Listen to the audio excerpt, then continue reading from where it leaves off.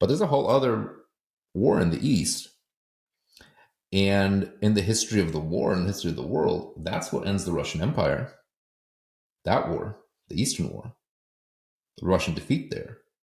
That's what ends the Austro-Hungarian Empire, even though no one invades Austro-Hungary, no foreign soldiers step on Austro-Hungarian soil, but they get exhausted, depleted completely by that war and by the War of Italy. But there's also another front people don't think about. And actually there's a whole other conflict in the Balkans that actually academically, that's what I used to write about, was the war in Macedonia. Kind of interesting. And just to put that beat out there, that's a very interesting conflict, very interesting, very important, and very different.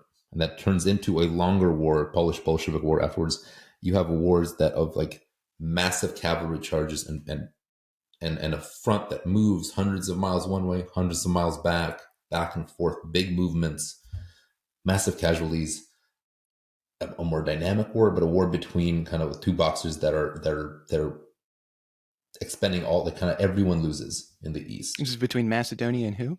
Well, there's a Macedonian front actually. So out in Macedonia, northern Greece, modern Macedonia, the British and French are fighting the and Serbians, exiled Serbian army that gets driven out of Serbia and has this incredible odyssey, and then joins up with the French, with the Allies, fights the mostly the Bulgarians, and and there's a long stalemate there, and malaria becomes the big victor. Everyone starts getting sick, and I wrote about academically. That's why I wrote about that front, very forgotten front, the Macedonian front. So Macedonia's not participating; it's in Macedonia, but completely forgotten, right? Like people know what World War I is. There's a whole other World War I out in the East, and that's it. And we'll move to World War II. Well, thank you for bringing that up, because I could. I'll probably Google when we're done with this. I'll probably Google all about it. But I want to get to World War II because I want you to tell the story of your family a little bit, because this was, as you said, a personal book for you. Maybe could you just, in terms of World War II, what was your family's experience in first? Who were they? Where did they live? And what was their World War II experience? So I have two sides to my family. There's four sides, but there's a Jewish side and a not Jewish side, and I'll talk mostly about the Jewish side. The Polish side, although had the two grandmothers who were Polish Catholics, I actually know very little about what happened to one of them. It was from Western Poland.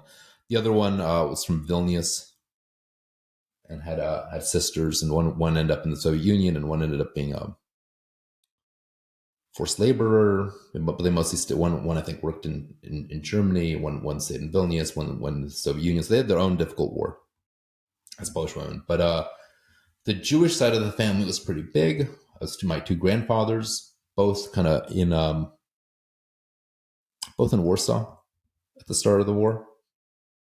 Both in kind of the working class. There's no real ghetto in Warsaw before the war, but the kind of working class slums or neighborhoods of Warsaw. And there's an extended family too. So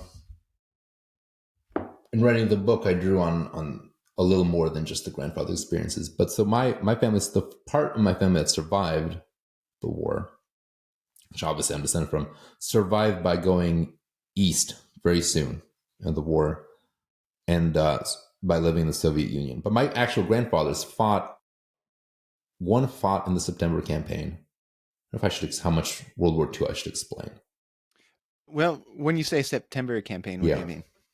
So World War II, the fighting part of World War II, European part of World War II starts September 1st, 1939, when Nazi Germany invades Poland.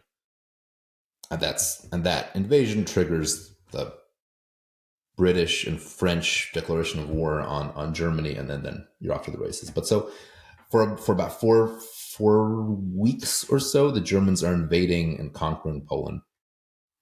Right that first day, it was a beautiful, everyone remembers it as a beautiful, gorgeous summer I think the same memories of World War One, which starts in the summer too, a little earlier. That there's incredible, beautiful summer, kind of last summer